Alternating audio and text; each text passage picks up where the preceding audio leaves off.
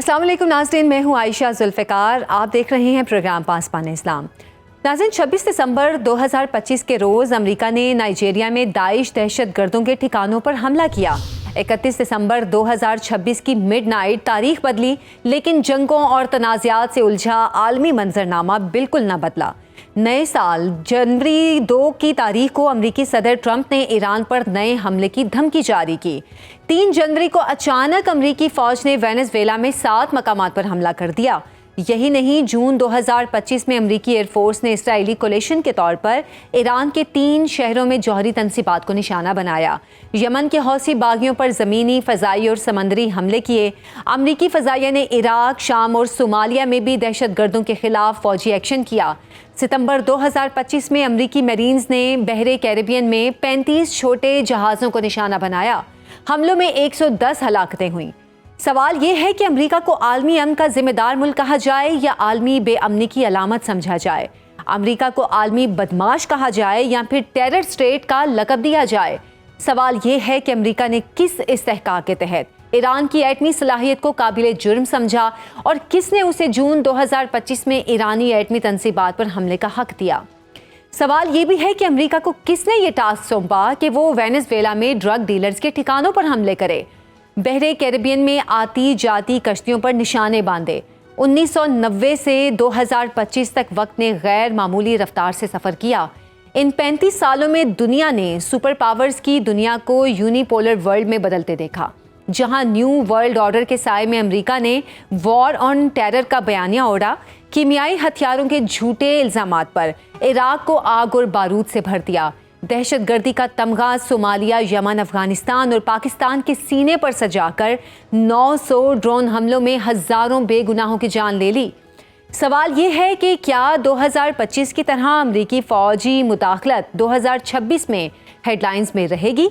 आखिर क्या वजह है कि 26 दिसंबर से 3 जनवरी यानी कि एक हफ्ते के दौरान अमेरिका ने जिन मुल्कों पर हमले किए या हमले की धमकी दी, वो तीनों तेल की दौलत से माला माल मुल्क हैं। आलमी क़यादत के अमरीकी बयानिए के पीछे कॉरपोरेट कॉलोनियल के नए एरा की शुरुआत है। इस पर बात करेंगे। हमारे साथ मौजूद हैं बैनुल-अक़वामी उमूर की माहिर डॉक्टर शाज़िया अनवर चीमा साहिबा। बहुत शुक्रिया डॉक्टर शाज़िया साहिबा आपके वक्त का। डॉक्टर शाज़िया, एक हफ्ते के दौरान अमेरिका का पहले नाइजीरिया पर हमला, ईरान को धमकी और अब वेनेज़ुएला पर स्ट्राइक्स, निशाना बनने वाले तीनों मुल्कों में जो एक मुश्तरक बात है वो खाम तेल के बिलियन बैरल का ज़ख़ीरा है। इसको हम इत्तफाक कहेंगे या कोई ख़ास पस मंज़र भी है? नहीं, इसका कोई और ख़ास पस मंज़र नहीं है। इसका पस मंज़र यही है कि रिसोर्सेज का प्लंडर करना है और मदुरो की गवर्नमेंट टॉपल करने के पीछे पूरी की पूरी जो है वो पेंटागन की लॉबी और ख़ास तौर पे वाइस प्रेसिडेंट, फिर सेक्रेटरी ऑफ स्टेट, सब के सब इस चीज़ के अंदर इन्वॉल्व थे। और वहाँ की जो अपोजिशन लीडर है मारिया मचाडो, उसको नोबेल इनाम दिया गया, जिस पे ट्रंप ने कहा कि जी उन्हें बड़ी खुशी हुई है। और उनको नोबेल इनाम इसलिए दिया गया कि उन्होंने कहा कि आप मेरे मुल्क पे हमला करिए और इस मुल्क को इस गासिब मदुरो से निजात दिलवाइए और जितने रिसोर्सेज आपको चाहिए आप हासिल कर। अब अमेरिका के अंदर जो रिफाइनरीज हैं, ऑयल रिफाइनरीज, वो बहुत सख्त जो गदला क्रूड ऑयल होता है, बहुत हार्ड वाला टार की तरह का, उसको रिफाइन करने के लिए बनी हुई है। अब हर जगह से जो तेल निकलता है वो बिल्कुल डिफरेंट उसका कंसिस्टेंसी का होता है। तो जो वेनेज़ुएला का तेल निकलता है, ये जो रिफाइनरीज हैं लगाई ही इसलिए गई थी, कोई और तेल इनमें रिफाइन ही नहीं हो सकता। और अमेरिका के अंदर वो वेनेज़ुएला के कोस्ट के साथ जो है वो वहाँ पे उन्हीं स्टेट्स में लगाई गई हैं। और वो रिसेंटली उन पे ये बात हो रही है कि हमारे पास तो सप्लाई ही नहीं है। तो सप्लाई के लिए मदुरो कहता है जी मुझे अपने मुल्क को सेल्फ सफिशिएंट करना है, मुझे ब्रिक्स का मेंबर बने रहना है, मुझे ग्लोबल साउथ के साथ अपनी अलायंस को कायम रखना है, मुझे चाइना के साथ रिलेशनशिप बनाने हैं। तो अब इन सारी बातों के साथ साथ आप देख लें कि इस दुनिया के अंदर अमन एक तरफ है, लेकिन अगर आप अपने रिसोर्सेज को नहीं देंगे, अगर आप आज भी उन मगरबी ताकतों के सामने खड़े होंगे तो आपके साथ ये होगा। और हैरत की बात है कि हो जाएगा। लास्ट मिनट तक बहुत से लोग ये सोच रहे थे कि शायद इसका कोई दूसरा रास्ता निकल आए, शायद ये इम्पॉसिबल हो, शायद एक बंदा जो अमन की बात करता है, शायद ये इस 21वीं सदी में मुश्किल हो जाए। नहीं, मुश्किल कोई चीज़ मुश्किल नहीं है। आप ताकत हो, अंधी ताकत हो اور اس کے بعد آپ پرواہ نہ کریں اور کوئی دنیا کا قانون نہ ہو تو پھر سب کچھ ہو سکتا ہے. بالکل بالکل ٹھیک کہا آپ نے. اچھا ڈاکٹر شازیہ، وینزویلا جیسے ملک پر حملہ جو کہ امریکی دھمکیوں کے جواب میں کوئی خاص جواب بھی نہیں دے رہا تھا، صدر ڈونلڈ ٹرمپ اس سے پہلے جس تیزی اور چالاکی سے سیز فائر کرا رہے ہیں اس سے دگنی رفتار سے نئے تنازعات جنم لے رہے ہیں. امریکہ نے 2025 میں 7 ملکوں پر حملے کیے. کیا امریکی حملوں کا مقصد کارپوریٹ کالونیلزم کو آگے بڑھانا ہے یا چھوٹے ملکوں کے وسائل کی بندر بانٹ ہو رہی ہے؟ جبکہ امریکہ کا اور براڈر ویسٹ کا ایک ہی ایجنڈا ہے، کہیں پہ سٹیبلٹی نہ ہو، کوئی حکومت ایسی نہ ہو جو ان کی بیڈنگ پہ نہ چلے، اور کوئی ملک اتنا ریسورسفل نہ ہو جو ان کے سامنے کھڑا ہو سکے. ان 3 چیزوں کو آپ ذہن میں رکھ لیں تو یہ آپ کے کسی بھی ملک میں ایسی حکومت نہیں رہنے دیں گے جو ان کے سامنے کھڑی ہو، کسی ملک کو ریسورسفل نہیں زیادہ عرصے کے لیے رہنے دیں گے کہ ان کے ہاتھ سے نہ نکل جائے، اور کسی ملک کے اندر کوئی ایسی جو ہے وہ سرمایہ کاری نہیں ہونے دیں گے کہ وہ ان دا لانگ رن جو ہے وہ اپنے مستقبل کے بارے میں سوچ لے. جو بھی ملک ان چیزوں سے بچے ہیں یا نکلے ہیں، یا تو ان کے ساتھ مل کر ایسا ہوا ہے یا پھر وہ بہت لمبے عرصے تک انڈر دا ریڈار رہے ہیں. ان کے شکنجے بہت بہت سخت ہیں. مڈورو کے اوپر ریسنٹلی لاسٹ 2 منتھ میں 2 دفعہ قاتلانہ حملے ہوئے ہیں، جس میں ایک جو ہے وہ اس کے ہی پرائیویٹ جو جیٹ ہے اس کا پائلٹ کو خریدنے کی کوشش کی گئی ہے، اور جب اس نے بکنے سے انکار کر دیا تو اسے کہا گیا کہ تمہاری ہماری ڈیلز ہوئی ہوئی ہیں. بہت وائرل تھی یہ چیز. تو اس ایک میں تو باقاعدہ اس کی اسیسینیشن کے لیے اس کا ہی پائلٹ اس کے پلین کا جو ہے اس کو خریدنے کی کوشش کی ہے، اور دوسرے میں اس کے گھر کے اوپر جو ہے وہ ڈرون سے حملہ کرنے کی کوشش کی جی. اور ساتھ ساتھ یہ دھمکیاں تو مسلسل جاری ہیں مدورو سے. اور اس کے اوپر جو وینزویلن کوسٹ ہے وہاں پہ کتنے ہی بندے انہوں نے مار دیے ہیں، ماہی گیر اور مچھویرے، یہ کہہ کر کہ یہاں سے ڈرگ آ رہی ہے. یہ ہر جگہ پہ تباہی اور بربادی پھیلانے کے لیے اس کا کوئی پریٹینس ضرور بنا لیتے ہیں. جیسے انہوں نے عراق میں آنا تھا تو یہاں پہ کیمیکل ویپن تھے، افغانستان میں آنا تھا تو یہاں پہ عورتوں کو حقوق نہیں مل رہے تھے، ایران میں آنا ہے تو وہاں آباد کرنے کی آزادی نہیں ہے، سیریا میں جانا تھا تو سیریا کے اندر بشار الاسد نے لوگوں کی زندگیاں تنگ کی ہوئی تھیں اور آدھی سے زیادہ بقول ان کے دنیا جو ہے اس نے قید خانوں میں ڈالی ہوئی تھی. انہوں نے وینزویلا کیوں جانا ہے؟ اپنی عوام کو انہوں نے چورن بیچا ہے کہ وینزویلا اس لیے جانا ہے کہ جتنی میتھ اور جتنی فینٹانل جو ہے وہ امریکہ میں آ رہی ہے، اور ہر جو تیسرا یا چوتھا امریکی سڑک پہ گرا ہوا نظر آتا ہے نشے میں، سوئی جو ہے اسٹک ہوتی ہے اس کی باڈی میں کہیں نہ کہیں، اس کی وجہ وینزویلا ہے اور کیوبا ہے.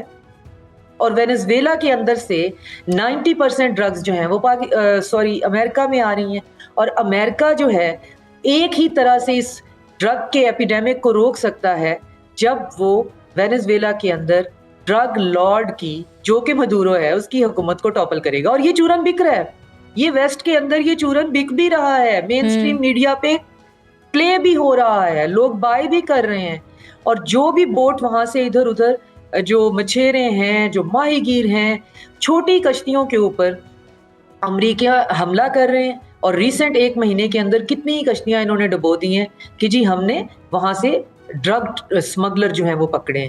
ایک آئل ٹینکر ہے جس کے اوپر کسی افریقن کنٹری کا فلیگ ہے، اور آئل وہ لے کے جا رہا ہے وینزویلن، اور وہ میرا خیال رہا ہے ادھر ہمارے جو ہے ایشیا کی طرف وہ آ رہا ہے. اس کو اس پانی کے اندر سیز کیا، اور کسی نے سوال کیا ٹرمپ سے کہ اس تیل کا آپ نے کیا کرنا ہے جو پکڑا ہوا ہے، تو انہوں نے کہا ہم تو واپس نہیں کریں گے، جو ہمارا دل چاہے گا. تو یہ پائریٹس ہیں. یہ صرف ایک پریزیڈنٹ ایک ملک کی میں بات نہیں کر رہی، یہ ان ٹوٹو براڈر ویسٹ سارے کا سارا ایک لا لیس تھگز اور پائریٹس کی دنیا ہے، جنہوں نے اپنے اوپر ایک چوغا پہنا ہوا ہے ٹرو لبرل ڈیموکریسی کا، ہیومینٹی کا، فریڈم آف سپیچ کا. اور یہ آج بھی وہی کالونائزر ہیں، جینوسائڈل ہیں. ان کو ریسورسز دوسرے ملکوں کے چاہیے، ان پر حکمرانی چاہیے، اور یہی غاصبانہ قبضے کی جو ایک لسٹ ہے اس نے باقی 70% دنیا کو جہنم بنا دیا ہوا ہے. اور یہ 30% سے بھی کم آبادی جو ہے وہ سویلائزیشن اور ماڈرنٹی کی بنیاد پہ ہمیں لیکچر دیتی پھرتی ہے کہ یہ کتنے بڑے انسان ہیں، یہ کتنے ذہین ہیں، انہوں نے کتنی ایجادات کی ہوئی ہیں، اور یہ کتنے مہذب ہیں.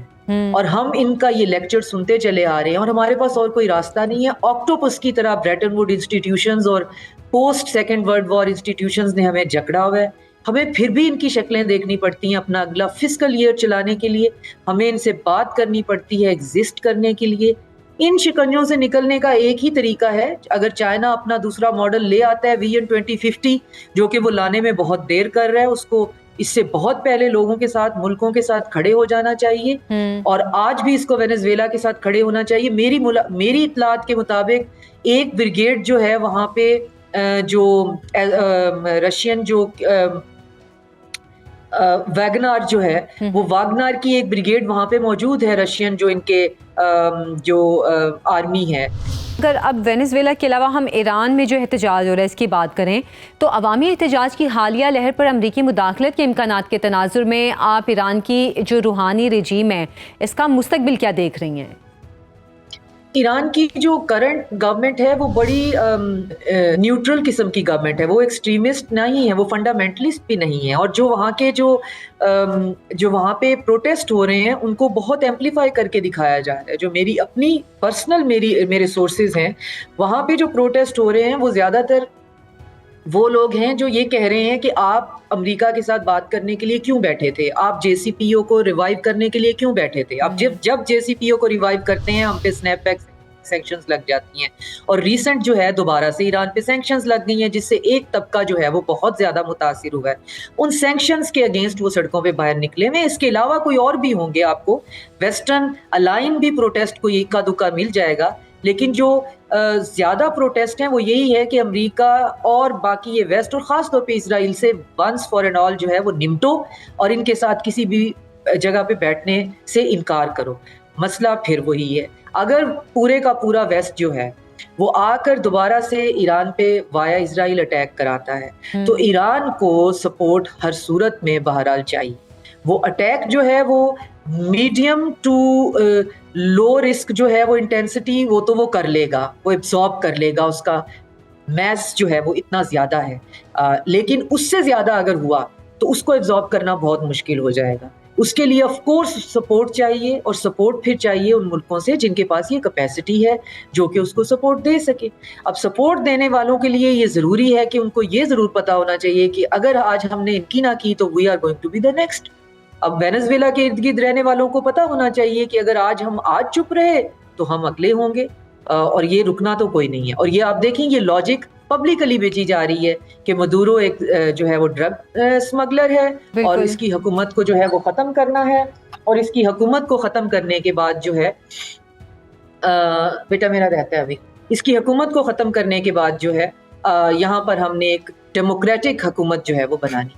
तो ये प्रिटेंस अगर बिक सकता है, एक डेमोक्रेटिक ऑलरेडी मौजूद हुकूमत लोगों की मर्जी से बनी हुई, उसको आप कहें कि जी ये एक स्मगलर है, तो आपको कौन रोक सकता है? वही आप कह दें ईरानी दहशतगर्द हैं, किसी और को आप कुछ कह दें, किसी और को कुछ कह दें, इनको कोई रोकने वाला है? आप कहें कि अच्छा, लेकिन शाजिया साहिबा, अब जबकि अभी आपने खुद ही ये बात कही कि जो वेनेजुएला की जो आर्मी है वो गोरिल्ला वॉरफेयर के हवाले से उनकी ट्रेनिंग ऐसी है, तो ये जो ग्राउंड इन्वेजन है वो नहीं करेंगे। आपके ख्याल में वेनेजुएला अमरीकी हमलों के रद्द-ए-अमल में जवाबी हमले कर सकता है कोई? प्रोवाइडेड कि जो अभी अब देखें इवेंट्स जो हैं मिनट बाय मिनट अनफोल्ड हो रहे हैं। अभी तक की जो खबरें हैं कि मदुरो हैज बीन किडनैप्ड और मदुरो हैज बीन अरेस्टेड, आप जो भी उसका वर्जन ले लें, तो फिर पीछे वैक्यूम है, और वैक्यूम्स जो हैं वो फिल करने वालों पे डिपेंड करता है कि कौन फिल करेगा और वो किस ब्लॉक से होगा, वो किस तरफ का होगा, वो बंदा जो है क्या वो लड़ने के लिए होगा या नहीं होगा। हाँ, वो जगह जो है वो इस तरह की है, वो जंगल है और उसकी टरेन ऐसी है कि वहाँ पे स्ट्रेट जो है वो सिमेट्रिकल, ऐसा नहीं है कि आमने सामने टैंक रख के आप खड़े हो जाएं, जैसे कि यूक्रेन और रशिया की वॉर हो रही है कि बहुत आपको प्लेन्स मिल जाते हैं, वहाँ नहीं मिलते। लेकिन प्रोवाइडेड कि अब अगले मिनट क्या खबर आती है कि वहाँ पे इस वक्त कमांड एंड कंट्रोल किसने संभाला है। अगर ये खबर सच है, अगर कमांड एंड कंट्रोल जो है वो अमेरिकन जो पपेट्स हैं उन्हीं ने संभाल लिया है, तो फिर तो किसी ने क्या रिएक्ट करना है। लेकिन पेंटागन ने कहा है कि हम ग्राउंड इन्वेजन करने लगे हैं, और एनालिस्ट कह रहे हैं कि ग्राउंड इन्वेजन इन्हें बहुत महंगी पड़नी है, ये नहीं करेंगे, ये एरियल अटैक ही करते रहेंगे। और एरियल अटैक जो है वो उन्होंने ऑलरेडी किया है, और उसकी भी प्रॉपर अभी तक कवरेज बाहर नहीं आ रही है कि उससे नुकसान कितना हुआ है, क्या क्या टारगेट थे, सिविलियन बिल्डिंग्स हैं बाज जो है वो खबरों के हिसाब से। تو ابھی ہم اگلے منٹ ہمیں دیکھنا پڑے گا کہ ویکیوم فل کس نے کیا ہے اور وہ جو اور ویکیوم کریٹ بھی ہوا ہے کہ نہیں, اور جس نے فل کیا ہے پھر اس کا جو ہے جھکاؤ کس کی طرف ہے. تو بہت ہی ٹربولنٹ سچویشن ہے.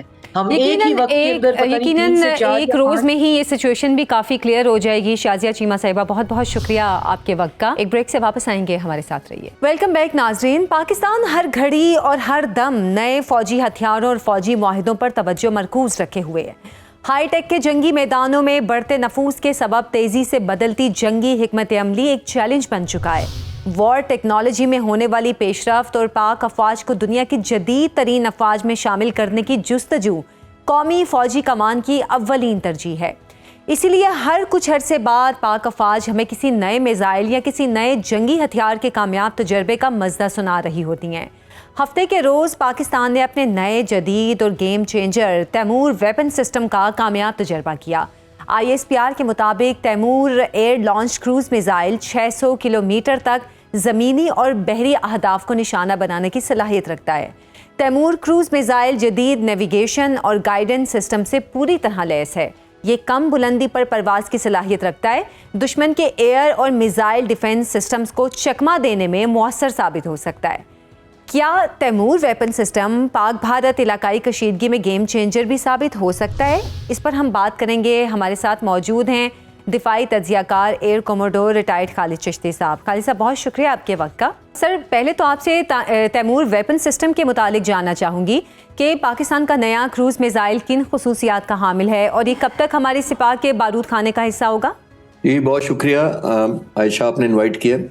پہلے تو پاک فضائیہ کو اور قوم کو بھی مبارک ہو کیونکہ یہ جو میزائل ہے کروز میزائل یہ بہت ہی کارگر 600 کلومیٹر تو آپ نے رپورٹ کر دی آلریڈی میڈیا نے. یہ مختلف ہمارے فائٹر جہاز پر کیری کیا جا سکتا ہے اور ہوا سے زمین یا سمندری کسی طرح کے بھی ٹارگٹس کو بڑی کامیابی سے نشانہ بنا سکتا ہے. اس کا جو سب سے زیادہ ایڈوانٹیج یہ ہے کہ یہ اتنا لو لیول پینٹریٹ کرتا ہے, یعنی یہ عام ریڈار کو ڈیٹیکٹ ہی نہیں ہوتا یا سینسرز اس کو نہیں دیکھ پاتے.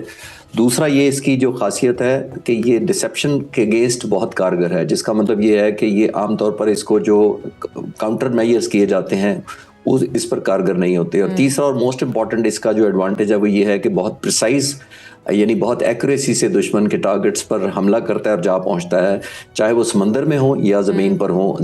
ظاہر ہے آرمی کے بھی زمین پر ہو سکتے ہیں اور ایئر فورس کے کوئی ایئر بیسز یا اس طرح کی انسٹالیشنز ہیں ان کو بھی بہت کامیابی سے حملہ کر سکتا ہے. اچھا سر, تیمور میزائل سسٹم کو کس نوعیت کے اسٹریٹجک ڈیٹرنس کے تناظر میں دیکھا جاتا ہے اور یہ ویپن سسٹم ہر سطح پر دشمن کے لیے مؤثر جواب ثابت ہوگا کیا؟ یہ دشمن کی نفسیات کو کیسے متاثر کرے گا؟ دیکھیے اس کا میں موازنہ کر سکتا ہوں براموز میزائل کے ساتھ جو ہندوستان نے فائر کیے تھے پاکستان کی سرحدوں کے اندر. براموز بھی یہی میزائل ہے بنیادی طور پر, وہ تو سمندر سے بھی فائر ہو سکتا ہے لیکن یہ جو ہمارا تیمور ہے یہ جہاز ہوائی جہاز سے صرف فائٹر جہاز سے استعمال ہو سکتا ہے. یہ ایک بہت بڑی ڈیٹرنس ہے اور جیسے میں نے کہا کیونکہ پریسیجن اتنی ہے تو ایک ایلیمنٹ آف انسیکیورٹی یا خوف پیدا کرتا ہے. اور پھر جو ہمارے جو فضائیہ کے سربراہ یا لیڈرشپ ہوگی یا ملٹری پلانرز ہوں گے ان کے لیے ایک بہت بڑا ڈگری آف ایشورنس دیتا ہے کہ اگر آپ نے کسی ٹارگٹ کو ہٹ کرنا ہے, فار ایگزامپل ایک سمندر میں ایک جہاز کھڑا ہے یا کوئی ایسا ایکوپمنٹ کھڑا ہے جس کو آپ نے ٹارگٹ کرنا ہے وہ بڑی پریسیجن سے ہوگا. زمین پر اگر آپ نے کسی پیٹرولیم کے ڈمپ کو یا ایمونیشن کے ڈمپ کو یا کسی ایئر بیسز کو یا کسی ایسی انسٹالیشن کو ہٹ کرنا ہے, جیسے میں نے کہا یہ بہت ہائی ڈگری آف ایشورنس آپ کو دیتا ہے کیونکہ یہ ڈسیو کر کے پہنچتا ہے, اس کو جیم کرنا بڑا مشکل ہوتا ہے, اس کی ایکوریسی بہت زیادہ ہے, یہ لو لیول پر جاتا ہے, وارننگ نہیں دیتا ہے. تو یہ ساری کی ساری اس کو بہت پوٹنٹ اور بہت ہی قابل اور بہت لیتھل ایک ویپن بناتے ہیں اور جس کے لیے نہ صرف آپ ایک دشمن کو خوفزدہ کرتے ہیں اپنے ٹارگٹس ریچ دکھا کر کہ ہم اتنی دور تک آپ کو پینیٹریٹ کر سکتے ہیں, بلکہ آپ کو ایک ڈگری آف ایشورنس ہمارے ملٹری پلانرز کو بھی یہ دیتا ہے کہ جب آپ یہ فائر کریں گے تو آپ اس پہ ریلائبل obviously ایک رزلٹ لیں گے اور ایک ڈگری آف ایشورنس آپ کو اگلی پلاننگ میں بڑی مدد دیتی ہے کہ جب آپ ایک ویپن کو لانچ کرتے ہیں, جب آپ کو یہ پتا ہو کہ اس کی بڑی ہائی کل پروبیبلٹی ہے اور بہت ہائی ایکوریسی ہے, تو پھر آپ کی پلاننگ میں فردر جو آپ کے آلٹرنیٹس ہوتے ہیں, آپشن ہوتی ہیں, بیف اپ کرنا ہوتا ہے. کہنے کا یہ کنکلوژن میں یہ کر کے کہہ سکتا ہوں کہ ایسے ویپن جو ہوتے ہیں وہ آپ کی وار کی آؤٹ کم میں بڑی ہیلپ کرتے ہیں کیونکہ آپ نے جو اسٹریٹجک آبجیکٹو آپ نے لیے ڈرا کیے ہوتے ہیں ان کو بڑی کامیابی سے جب آپ کو کنفرم کرتے ہیں یہ میزائل, ایسے میزائل جب پہنچ کر آپ کو کنفرم ہو جاتا ہے کہ ہم نے جو ہدف اپنے لیے سیٹ کیے تھے وہ کامیابی سے تباہ کر دیے ہیں, تو ظاہر ہے نہ صرف آپ کو اگلی پلاننگ میں بہتری ملتی ہے یا پلاننگ میں آپ آسانی اپنے لیے پاتے ہیں، بلکہ پاسٹ کا جو ٹریک ریکارڈ ہوتا ہے وہ دشمن کو obviously ایک بہت بڑا خوف پیدا رکھتا ہے کہ ہماری ریچ یہ ہے اور ہماری کیپیبلٹی یہ اور ہماری ایکوریسی یہ ہے۔ بالکل ٹھیک ہے آپ نے۔ تو ریجنل بیلنس آف پاور کی اگر ہم بات کریں تو اس میں تیمور ویپن سسٹم کس حد تک کارگر ثابت ہو سکتا ہے؟ عائشہ، جو سب سے زیادہ مجھے جو خوشی ہوئی obviously آج میں پاک فضائیہ کے سربراہ کو، لیڈرشپ کو، تمام ٹیکنیشین انجینئرز کو اس چیز کی زیادہ مبارک دینا چاہوں گا کہ یہ میڈ ان پاکستان ویپن ہے، جس کا مطلب یہ ہے کہ ہم ٹریڈیشنلی جب بھی کوئی میزائل اس طرح کا خریدتے ہیں، جس طرح انڈیا نے براموس خریدا، تو یہ جو براموس ہے یہ 2 دریاؤں کے نام پہ بنا ہے، جس کا برہم پترا اور جو کوسوو، یہ جو 2 میزائل بنیادی طور پہ دریا ہیں جن کے نام پہ بنا ہے۔ اس کا مطلب ہے جوائنٹ کلیبوریشن ہے روس اور انڈیا کی، جبکہ یہ میزائل جو ہے یہ کمپلیٹ میڈ ان پاکستان ہے۔ یہ اسی ڈرونز اور ان مینڈ ایریل وہیکلز اور اس طرح کے جو لائٹرنگ منیشن ہم نے خود بنائے ہیں الحمدللہ، جو مئی کے مہینے میں استعمال بھی کیے۔ آلموسٹ 50% جو ہم نے ٹنیج ہندوستان پر گرایا تھا وہ آدھا فائٹر جہازوں سے تھا اور آدھا ڈرونز اور لائٹرنگ منیشن اور اس طرح کے ویپن سے تھا جو مینڈ نہیں تھے۔ اس میں یہ خوشی زیادہ محسوس یہ اس لیے میں کر رہا ہوں کہ ہم اب وہ سینکشنز کے دور سے نکل گئے ہیں، جب ہم پر پابندیاں لگائی جاتی تھی یا ہمیں بلیک میل کیا جا سکتا تھا اسپیئر پارٹس کے ناموجودگی کی وجہ سے یا ٹیکنالوجی ٹرانسفر کی وجہ سے یا ٹریننگ کی وجہ سے یا زیادہ سپلائی کے ہمارے اسپیئر پارٹس روک لیے جاتے تھے، چاہے وہ فائٹر جہاز ہوں یا کوئی اور ویپن ہو۔ تو اس سے پاکستان کو آزادی ملی ہے، جس کا مطلب یہ ہے کہ ہمارے اپنے ٹیکنیشینز کی کیونکہ ڈیولپمنٹ ہے تو ہمیں سینکشنز یا اس طرح کے پریشر میں آنے سے obviously اب کوئی بھی ایسی ہمیں ضرورت نہیں ہوگی کہ ہمیں کوئی سیکشن کر سکے یا پریشر ڈال سکے۔ بالکل ٹھیک کہا آپ نے۔ اب تیمور میزائل کی شمولیت کے بعد پاکستان اور بھارت کی میزائل صلاحیتوں کا موازنہ آپ سے میں چاہوں گی۔ دیکھیے، پہلے بھی ہمارے پاس الحمدللہ ایسے ویپنز تھے، لیکن یہ پرپز بلٹ ہے۔ جیسے میں نے کہا یہ آپٹیمم رینج ہے، 600 کلومیٹر بہت زبردست رینج ہوتی ہے جس کے اندر آپ دشمن کو حملہ کر کے اس کی ایکوریسی کے ساتھ جب دشمن کو آپ میسج دیتے ہیں تو ایک ایلیمنٹ آف انسیکیورٹی آپ پیدا کرتے ہیں، اور خاص طور پر جیسے ہندوستان نے ہمارے سرحدوں کے اندر جو ویپن پھینکے تھے وہ پہنچ پائے تو ہندوستان یہ کہہ رہا تھا جی ہم نے بڑا ہٹ بیک کیا، ہم نے نقصان کیا۔ ہم نے لائٹرنگ منیشن اور ڈرون بھی 600-700 کلومیٹر اندر تک ہندوستان کے اڑائے، وہ پک بھی نہیں کر سکے تھے، وہ دلی کے اوپر بھی اڑ رہے تھے اور بڑے بڑے شہروں میں وہ اڑ رہے تھے۔ وہ اتنے obviously سائز میں بھی چھوٹے تھے، اتنے obviously لیس ڈیٹیکٹیبل تھے کہ وہ ہندوستان کو پتہ بھی نہیں لگا اور کے بارے میں کچھ کر بھی نہیں سکے تھے۔ لیکن یہ ویپن ایک بہت زیادہ ایک اسینڈنسی، ایک ڈگری آف ایشورنس دیتا ہے کہ جو اسٹریٹجک ٹارگٹ ہوں گے، جیسے میں نے تھوڑی دیر پہلے عرض کیا کہ آپ کے ڈپوز ہیں، آپ کے فیول ڈمپس ہیں، آپ کی ایمونیشن ہائیڈ آؤٹس ہیں، آپ کے ایئر بیسز ہیں، آپ کی نیول انسٹالیشنز ہیں، ان کو اتنی پریسیجن سے ہٹ کرتا ہے کہ آپ کے وار پلاننگ اور ایگزیکیوشن کے اندر یہ بہت بڑا پازیٹیو چینج آئے گا، یہ اپ گریڈیشن، یہ امپروومنٹ آئے گی اور ڈگری آف کانفیڈنس پلانر کے ذہن میں بہت زیادہ یہ ویپن دے گا انشاءاللہ تعالیٰ۔ اچھا خالد صاحب، کیا آپ سمجھتے ہیں کہ پاکستان ڈیفنس پروڈکشن کے حوالے سے ٹاپ رینکنگ کی سمت بڑھ رہا ہے؟ جی بالکل بڑھ نہیں رہا، الحمدللہ ہم بڑھ چکے ہیں، کیونکہ بہت سارے ویپنز جیسے میں نے کہا کہ ابھی جو مئی میں بھی کانفلکٹ ہم نے کیے تھے، جو ان مینڈ تھے، ایریل جو ڈرونز ہم نے کیے تھے، وہ سب میڈ ان پاکستان تھے۔ وہ کسی سینکشنز کا پریشر نہیں لے سکتے ہم اب انشاءاللہ تعالیٰ، ہماری اب ڈپینڈنسی نہیں رہی باہر کے ملکوں پر۔ تو یہ ایک بہت بڑا فیکٹر ہوگا جو ہماری 2 طرح کے ہمیں فائدہ دے گا۔ ایک تو ڈگری آف ایشورنس دے گا کہ ہم سینکشنز کا حصہ نہیں بنتے، اور دوسرا ہمارا فورن ریزرو بہت بچائے گا۔ دیکھیے جب بھی آپ ویپنز دوسرے ملکوں سے خریدتے ہیں وہ بہت مہنگا ہوتا ہے، وہ جیسے میں نے کہا کہ بہت سارے سٹرنگز اٹیچ ہوتے ہیں کہ اگر آپ یہ کریں گے تو سپلائی ملے گی۔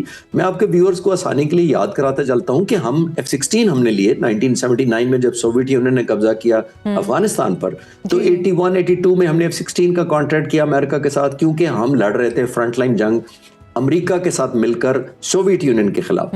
10 سال تک، آلموسٹ 9 سال تک وہ جنگ جاری رہی۔ ہم نے ایفیکٹولی 9 جہاز سوویت یونین کے جو اس وقت کی سپر پاور تھی اس کے گرائے اسی پاک فضائیہ نے انہی F-16 کے ذریعے۔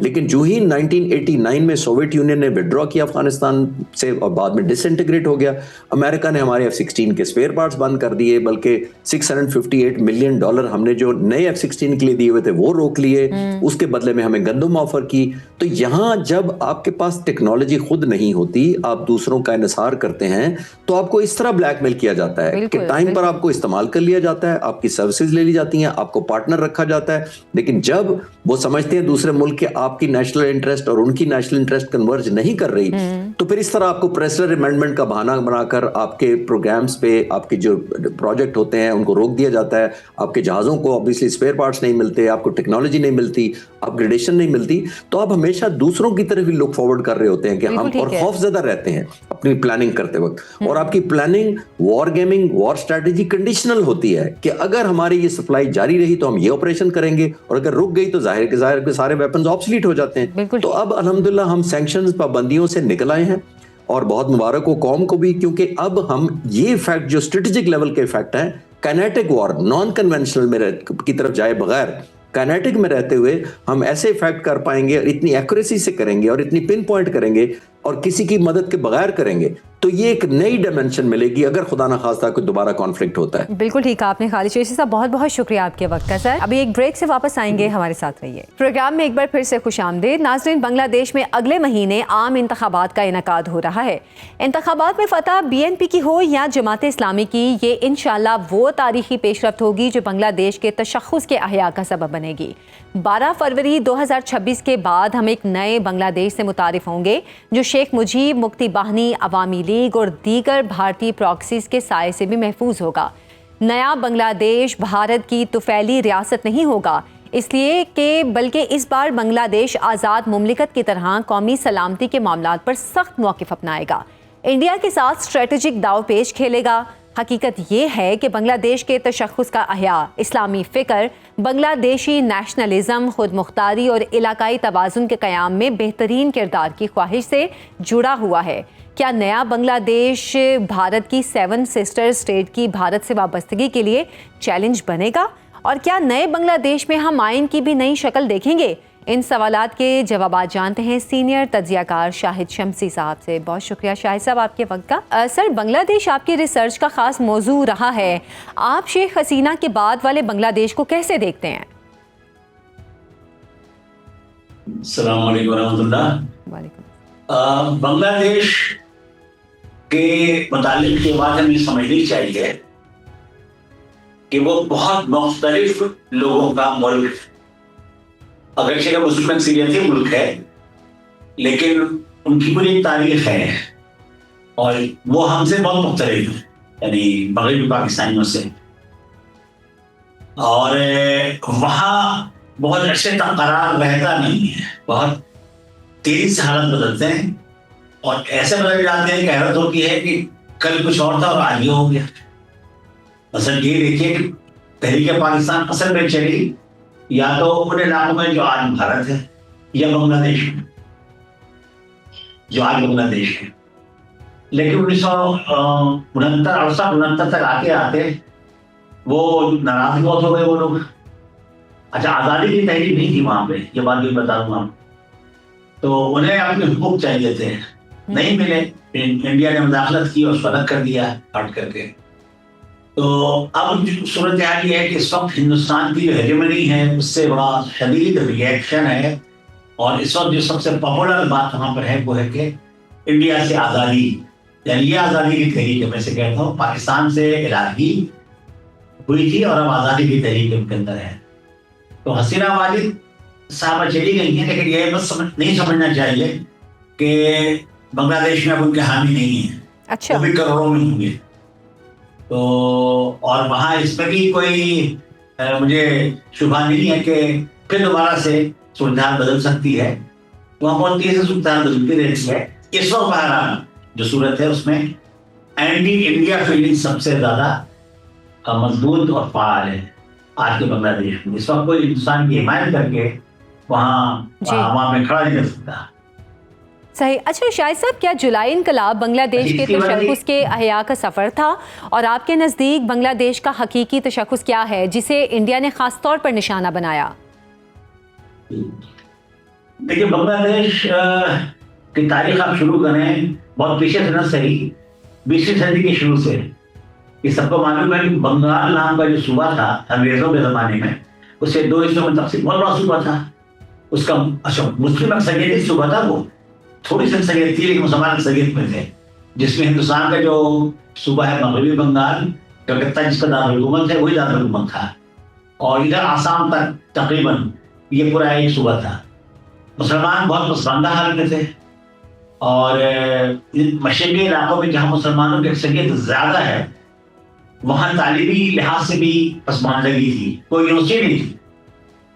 ڈھاکہ میں تو یونیورسٹی 1930 میں قائم ہوئی ہے، جب کلکتہ میں سب تھیں، تو وہاں مسلمانوں نے کہا کہ اس کو 2 حصوں میں کر دیا جائے، مشرقی بنگال اور مغربی بنگال۔ مشرقی بنگال الگ ہو گیا تھا سن 1905-6 میں، لیکن اس کی شدید مخالفت کی کانگریس نے، ڈٹ کے مخالفت کی، اسے ایمان کا حصہ بنا لیا، یہاں تک کہ سن 1911 میں جو شاہ برطانیہ آئے تھے دہلی دربار کرنے کے لیے، انہوں نے اعلان کیا کہ ہم اس تقسیم کو ختم کر رہے ہیں۔